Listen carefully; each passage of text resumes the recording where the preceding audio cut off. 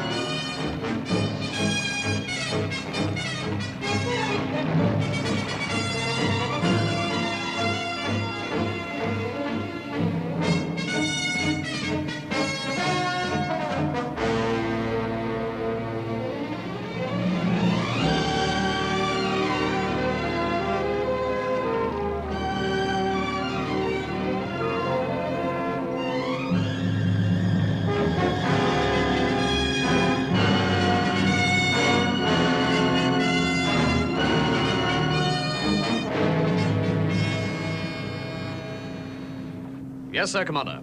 6 more like Ocean Pioneer, and we'd have the most modern fleet afloat. Well, that's if my line don't catch you up, Johnson. My company want to cut the overheads by getting at least 8 tankers, just like Ocean Pioneer, into service as soon as possible. I can't say I blame you, sir. 3 men looking after 120,000 tons of seaworthy steel certainly makes the balance sheet look good. What is it, Collins? The reactor's overcompensating, sir. I'll switch to manual, Collins. I'll trim it. On manual now, sir. All right. Give me your readings as I trim. 054, rising. 059, rising. Seems to be quite a large amount of mist ahead. That's strange. Those weather boys don't usually slip up on that sort of thing. There's no mention of mist in their weather report. 063, rising. 068, still rising, Captain.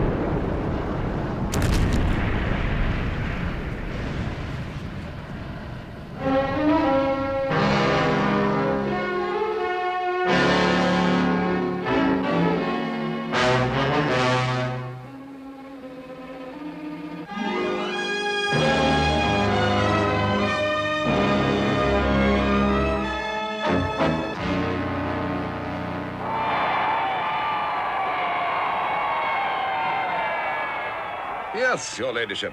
As chairman, I can say the men certainly appreciate your doing us the honor today. My pleasure, Lord Worden, I assure you. If you will just step this way, dear lady. A thoroughly excellent vintage, Parker. Excellent, I say. Indeed it is, Stevens. A toast, Parker. A toast to Lady Penelope Creighton-Wall. A toast, Stevens. A toast to one of England's fairest roses. Pardon me, Stevens. Course, dear chap, course. To her ladyship. Cheers. It gives me great pleasure to name this ship Ocean Pioneer II. May God bless all who sail in her.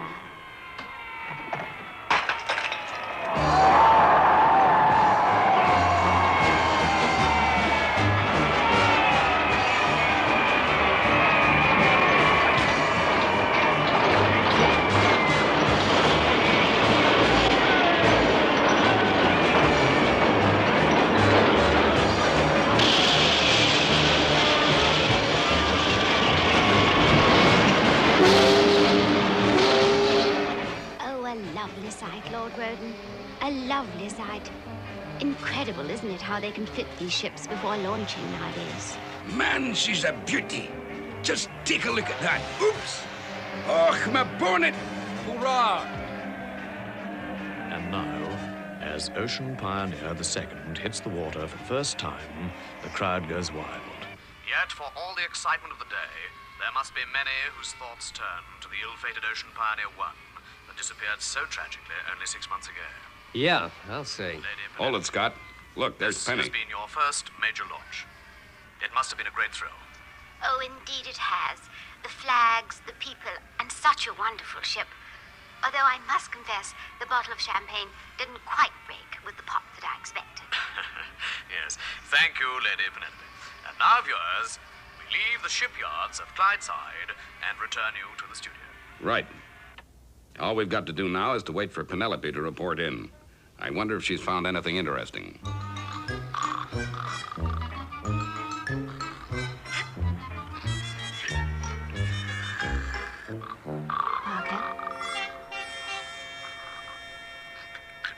Parker, can you hear me?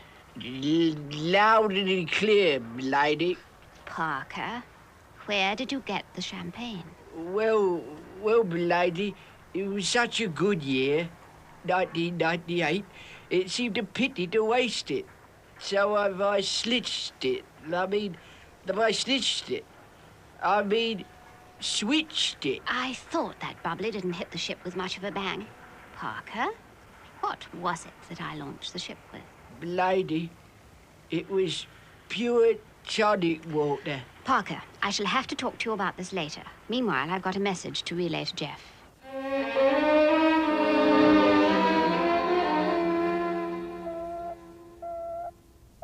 Ah, there's Penny now. Go ahead, Penny.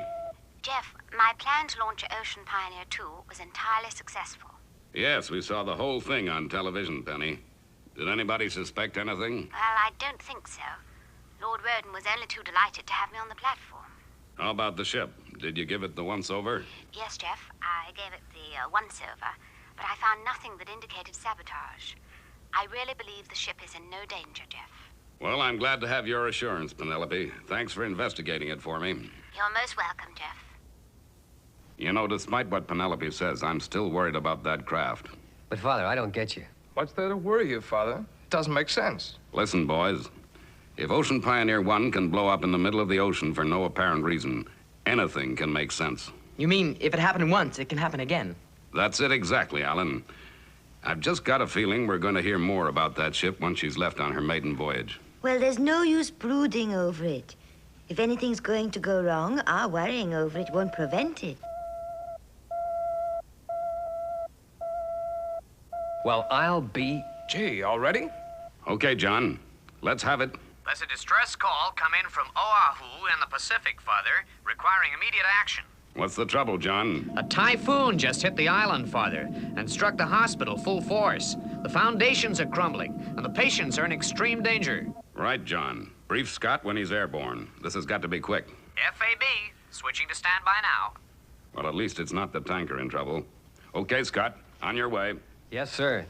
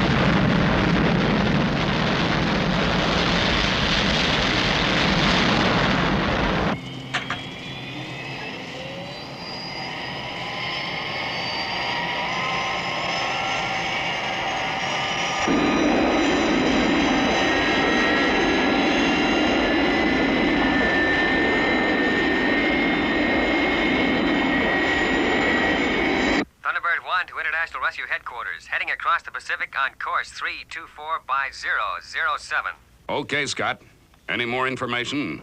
A tidal wave has undermined the footings of the main hospital on the island. John is still getting details. We'll need Thunderbird 2 with double crew and Pod 3. FAB, Scott. Leave it with me. Right, Virgil? On your way with Pod 3. Okay, Father. Alan? Yes, Father. You're due in the space satellite at 1500. That leaves you out. Yes, Father. Gordon? Yes, sir. You'll double crew with Virgil. On your way. Yes, sir.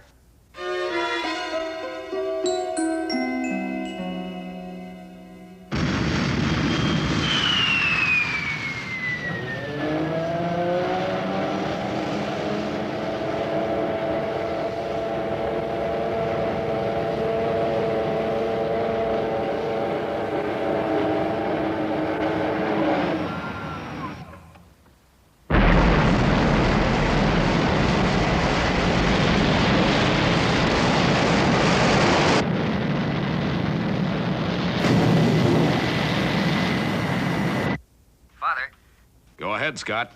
I'll be landing in the danger zone in 2 minutes. I've briefed Bill and Gordon. According to John, Clinton, get Brains out here. Right away, Mr. Tracy. What do you reckon's causing the interference, Father? Hold it a second, Alan. Virgil's coming through. I don't get it. Virgil's lost contact, too. This could be very serious. Brains. What do you make of this? I'm afraid that John up in the satellite is now out of contact too, Mr. Tracy. I think it only affects transmissions via the satellite. Yes, but it cleared itself then, didn't it? Yes, Mr. Tracy. But the interference signal appears to be much stronger this time. Alan? Yes, Father. You're due to relieve John in 6 hours anyway. Can you take off now? I guess so, Father. Brains, you'll need information from the space satellite in order to trace this fault, right? Yes, Mr. Tracy. All right, then, I want you to go with Alan. We've got a complete communications blackout on our hands, and that leaves us vulnerable. International Rescue could fall down on the job for the very first time. Yes, sir.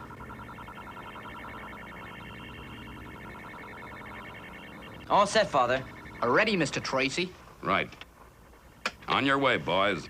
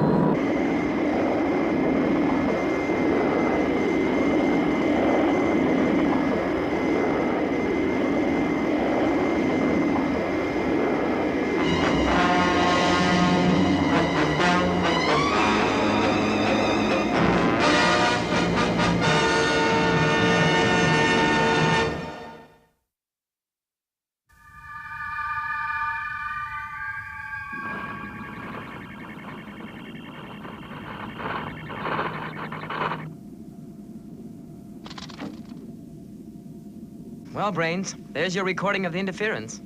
But it seems a mighty long way to come just to pick up a reel of tape. Not at all, Alan. For analytical purposes, a recording made outside the Earth's atmosphere is much cleaner. Okay, Brains, let's move. The sooner I get you back to the base, the sooner you'll be able to work out an answer. See you then, boy. See you, John. Oh, and hey, don't forget, you owe me 6 hours. Yeah, see you.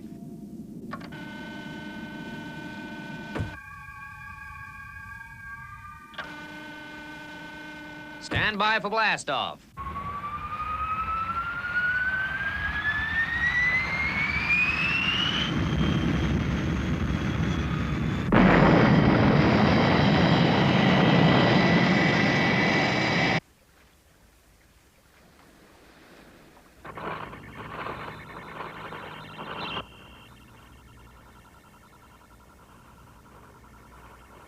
Is there no news yet, Mr. Tracy? No, Kirano, not a whisper. That interference is still with us. It's terrifying to realize how much we depend on communication in this rescue business. Now, you two, you mustn't encourage one another. There's probably nothing to worry about. And Mr. Brains, you haven't heard from him? No, Kirano, we don't know anything. With all this interference in the air, long-distance transmissions are out. As far as I know, only transmissions over short distances are possible. Between Thunderbirds 1 and 2, for instance. I suppose I'd better go and start organizing lunch. It'll be just the 4 of us again. Yes, Tintin, I guess so. Oh, that will be the mail plane, I expect. No, Kirano, that's Thunderbird 1. Tintin, you'd better lay an extra place. It looks as if Scott will be joining us after all. Well, not much point in using the radio with this level of interference. Well, Father, I'm coming in now. I just hope that you're ready for me.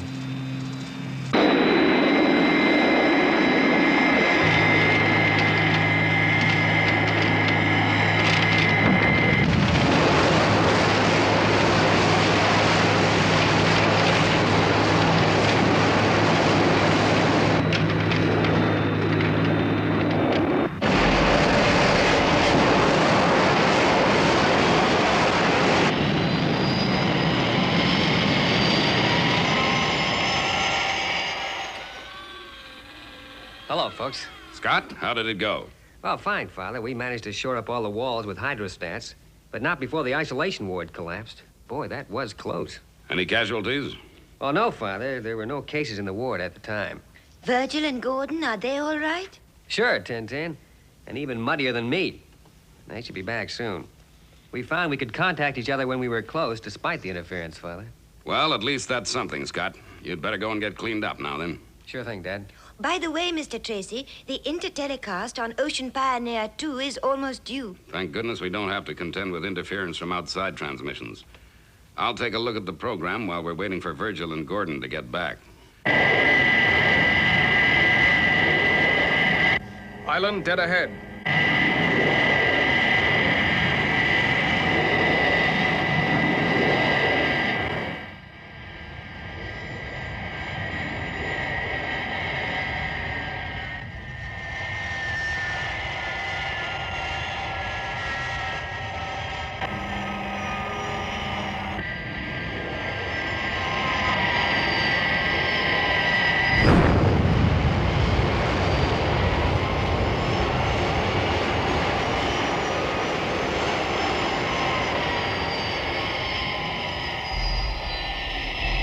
All we need now is for Thunderbird 3 to get back, and the whole team is together again. Yes, and let's hope Brains clears up the mystery of this interference.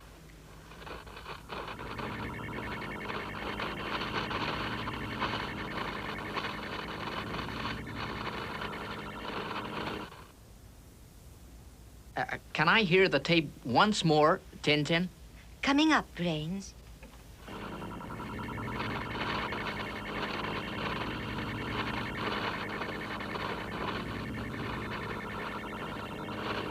Right, Tintin. Keep that sound in your mind. Now, listen. And with her first cargo of liquid alsterene, Ocean Pioneer 2 sails the blue waters of the Mediterranean. Just 3 men, 1 ship, and 200,000 tons of nature's latest aid to mankind, liquid alsterene.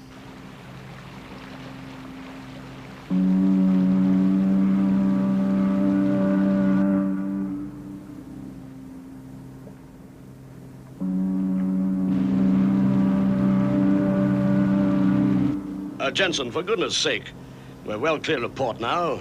Check your radio circuits instead of playing with that confounded siren. Yes, sir. Switch to auto, number 2. Auto it is, sir.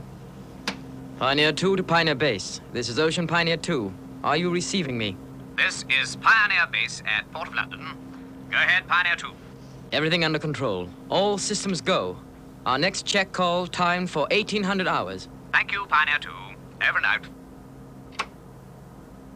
Steering course 259 by 354 at 53 knots, sir. Oh, fine, Jensen. Well, number 2, we'll be home and dry in next to no time at all.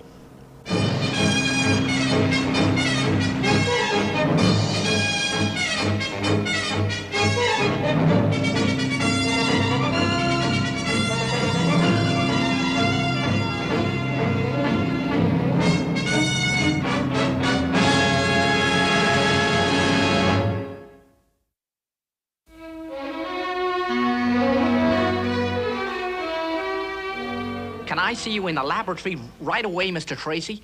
Trouble, Brains? We've traced the interference, Mr. Tracy, but it presents a few problems. Okay, Brains, I'll be right with you. Set it up again, Tintin, but measure the quantities very carefully. Yeah, go steady, Tintin.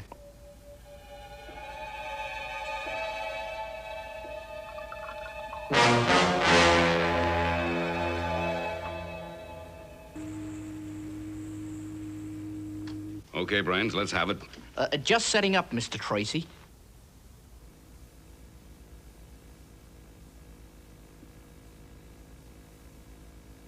Can we have the original, Tintin? Coming up.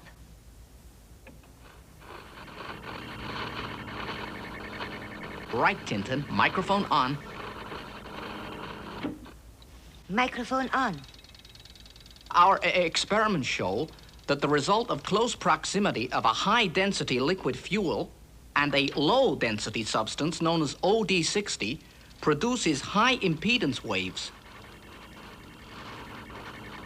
which can interrupt and cut off radio communication on our bandwidth for a given distance. Microphone off, please, Tintin. That's the cause. Now, the cure. Too fast, Mr. Tracy. The experiment is not quite finished. No, sir. It sure isn't. All right, what are we waiting for? Observe the contents of the test tubes, Mr. Tracy. By even closer proximity, further chemical action takes place until finally they... Wow! Okay, Brains, what does it all add up to? It adds up to a very large explosion in whatever area one finds both A and B. A being alsterene and B being... Alsterene, you say? Yes, Mr. Tracy. Alsterene and sea fungi found close to the currents of the Gulf Stream, OD60. Used to make dog food, of all things. Scott, have you got a fix yet? Yes, Brains, but it just doesn't make sense. Working on Allen's orbits and the time of the blackouts, I land smack in the middle of the Mediterranean. Miles from the Gulf Stream and miles from the nearest landfall. This OD60, is it only found in the Gulf Stream area? I believe so, Mr. Tracy. Oh, Lady Penelope could soon tell us. Penny? How would she know? Wasn't she on the panel to judge the All Pets Poodle competition? Poodle competition? All Pets, the only dog food that uses the food that nature provides from the sea. OD60, of course. Tintin, get on to Penny right away. I want to know each location of OD60 and whether any has been found in or near the Mediterranean. And tell her to make it fast. I've got a hunch. A hunch, Father? Yes, Scott. A very strong hunch that somewhere just about here there's a great pile of OD60. But it's more than a hunch that sailing out from here there's 200,000 tons of alsterene in Ocean Pioneer 2.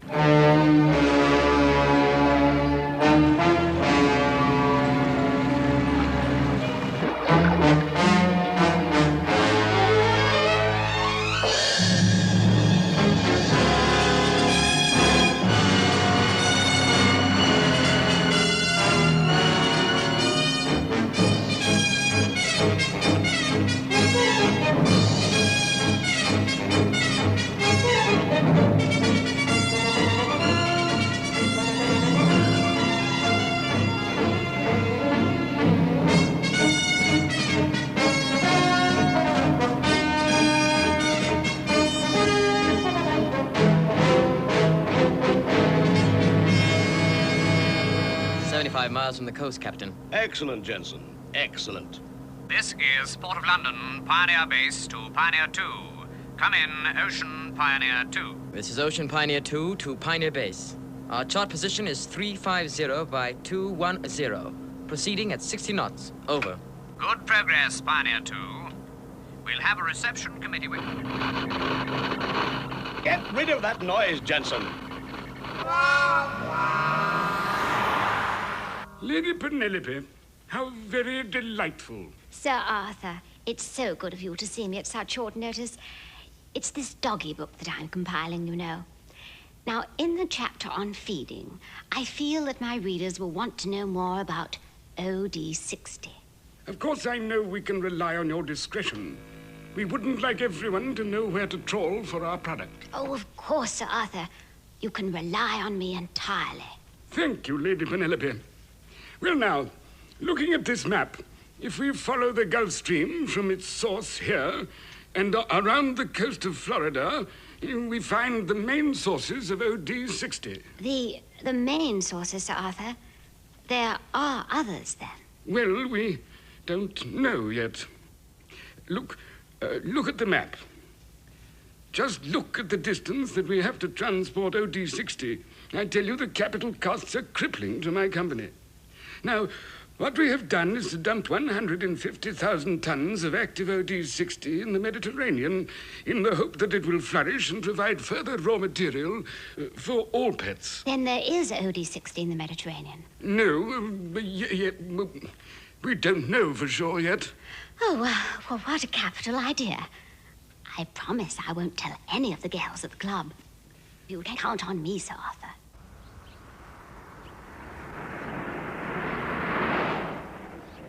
I trust the mission was successful, milady. Yes, Parker. Sir Arthur confirmed all our worst suspicions. There really is OD60 in the Mediterranean. I must radio Jeff at once to warn him. Ocean Pioneer 2 is heading straight for trouble.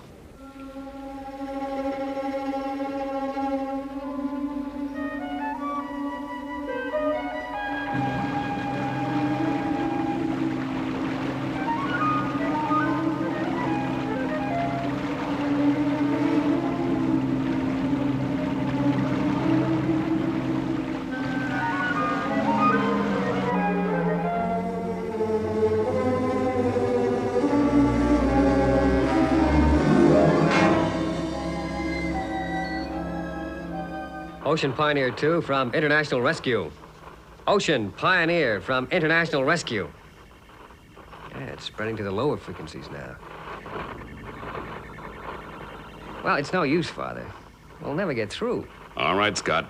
It was just a long shot. Well, I guess it's no use waiting for them to send out a distress call, because they just aren't going to be able to make one. Well, what are we standing around for, then? Come on, let's go.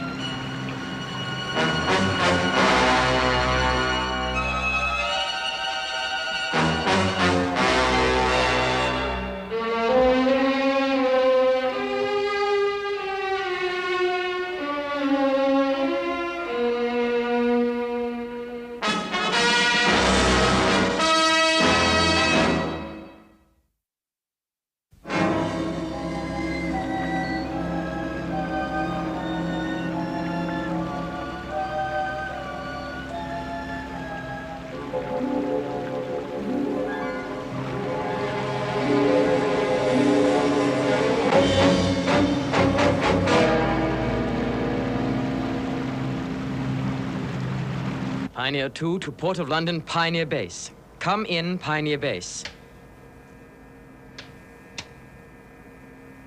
It's no good, Captain. We're just not getting through. Number 2, trim your reactor definition. You're 2 points over. Very good, sir.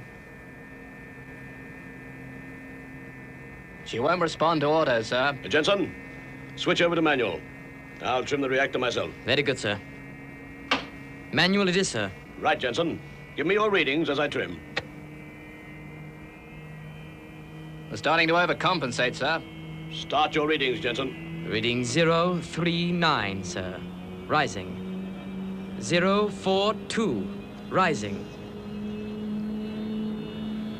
47. Still rising, sir. Speed rising to 80 knots, Captain.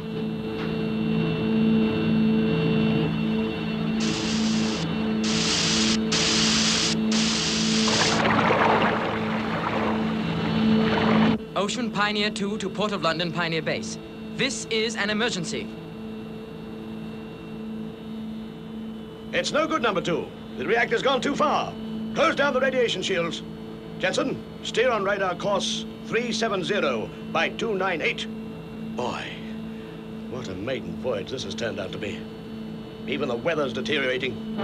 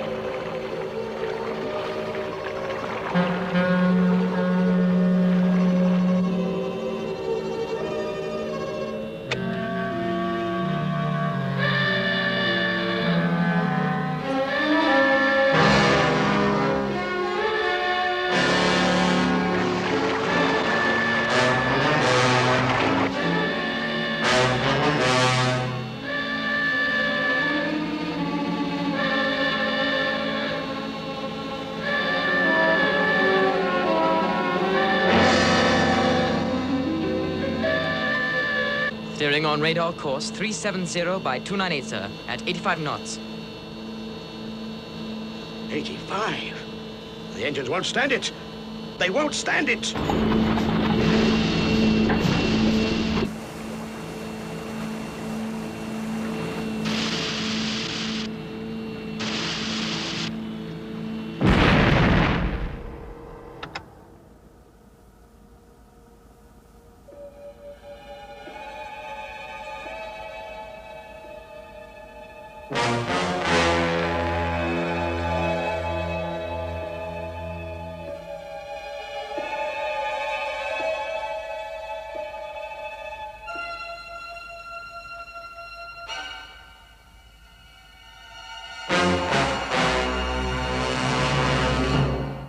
Jensen. Jensen. Sir? The radio, Jensen. Call International Rescue. It's our last chance. We can't last long without air. International Rescue. Must call International Rescue.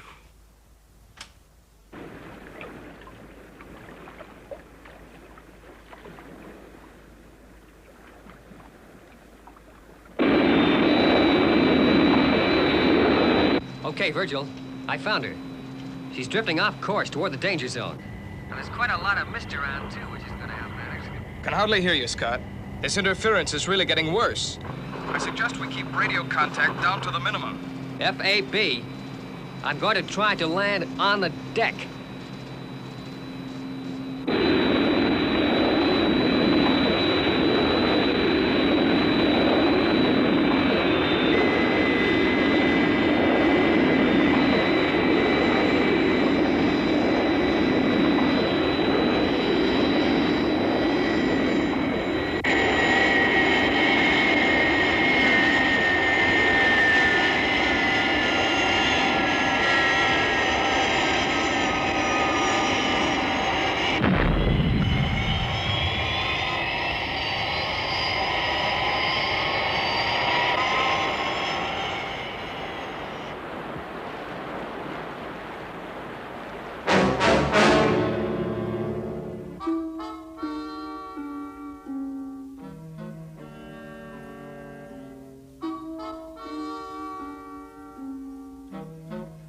Calling international rescue.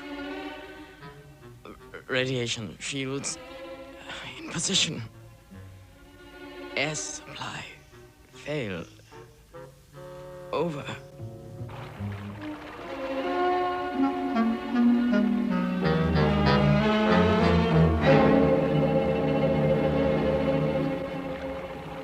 Gee, it's getting real thick.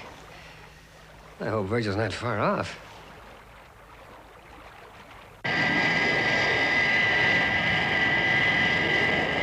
Just take a look at that. Terrifying, isn't it?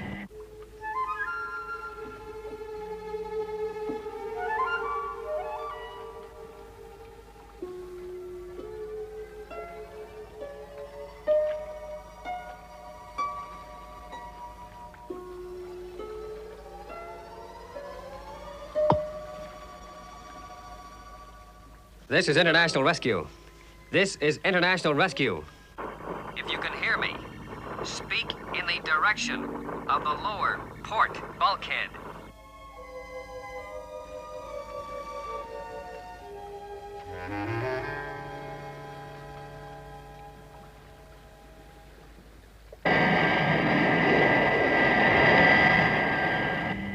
We're never gonna find the tanker in all this. See if we can get through to Scott and home on his signal. Thunderbird 2 calling Ocean Pioneer. Come in, Scott. Nothing. Now, where the heck is Virgil? We can't afford to split up now. Hey. That's him. Calling Virgil in Thunderbird 2. Calling Thunderbird 2. There he is. Come in, Scott. Where are you? I can hear your motors. You're somewhere over to the starboard side. Now, steer 5 degrees to port. There she goes.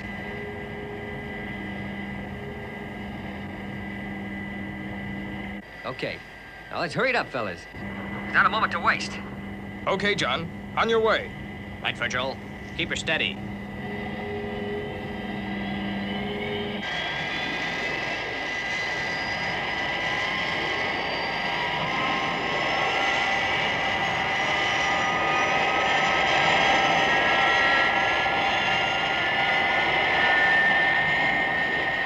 Goes.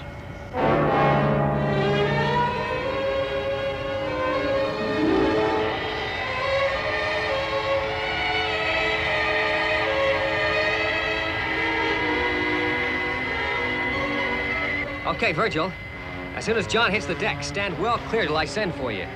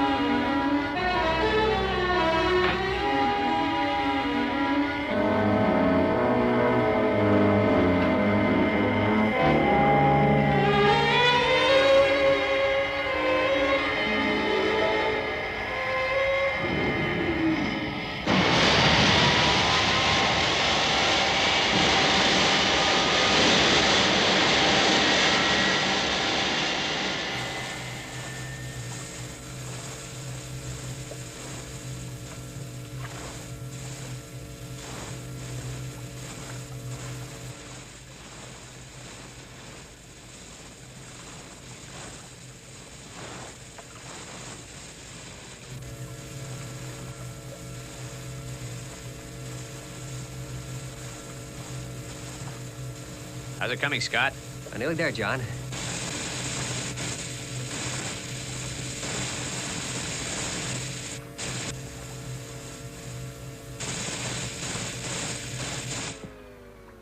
Here it comes.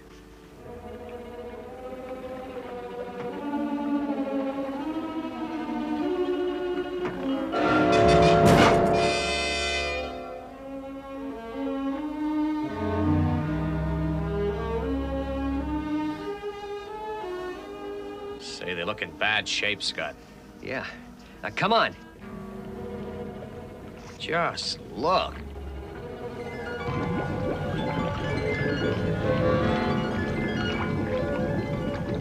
Now, this can only mean one thing. We must be right over the OD-60 now.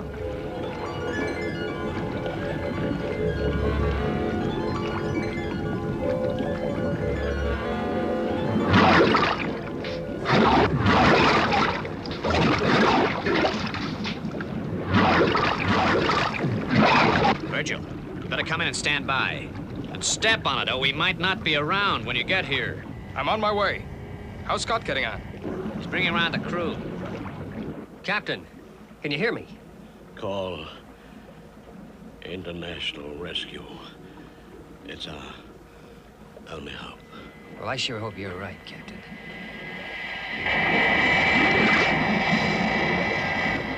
Okay, Virgil. You're right above us. Start dropping.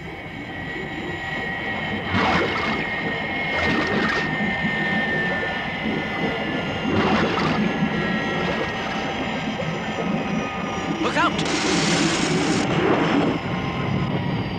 Hold it there, Virgil. Okay, Virgil. Down rescue gear. Captain, lead your men off the ship.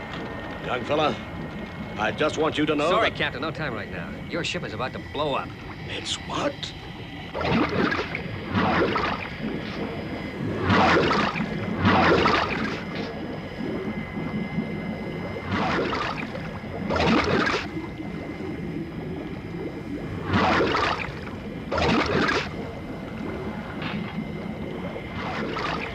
Okay, Virgil, pull away.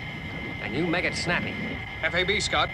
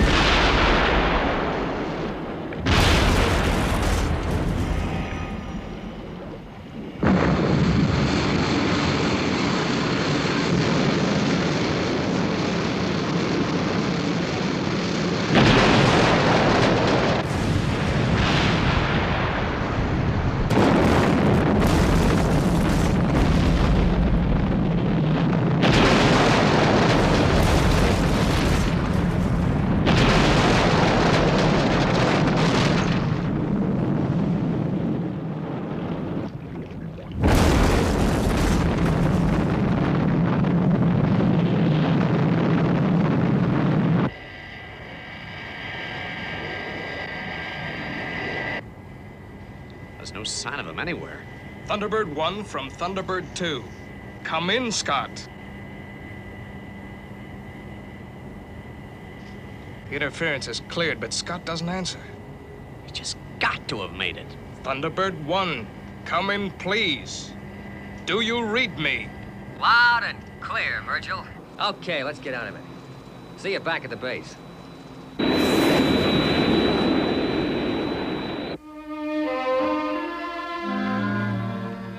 I still say that 120,000 tons of ships stands for a heck of a lot of capital investment, Scott, and we should have tried towing her out. Sure. Oh, sure, boy. But do you reckon we could have made it in time? Who knows? That's all part of the game, isn't it? Now, hold it, boys. John, how many rescues have you been out to? Well, I guess about a dozen, Father. Scott? All of them, Father. Okay. And yet you still argue. Oh, we weren't arguing, sir. No, we were just discussing it, Father. Listen. For many years now, man has worked to perfect the material things in this world. And he's done pretty well for himself.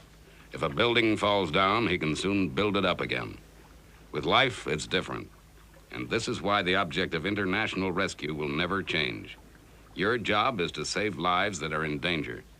And that's how it's gonna be, always. Got it? Well, that's okay by me, Father. Yeah, sure, Father. Okay. Go and dip your hot heads in the pool. I want to read my book.